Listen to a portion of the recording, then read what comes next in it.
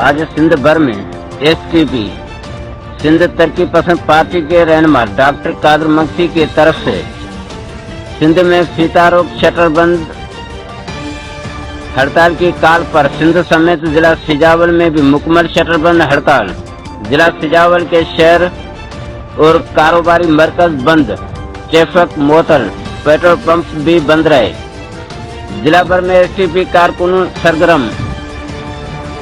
एहतजाज का मकसद सिंध के जायज हकूक और सिंध का बंटवारा नामंजूर और सिंध में सरकारी और गैर सरकारी इदारों में मकामी लोगों को नजरअंदाज करने और गैर मकामी लोगों को आबाद करने के लिए एसटीपी के काल पर जिला सिजावल शटर बंद और कारोबारी मरकज बंद रहे।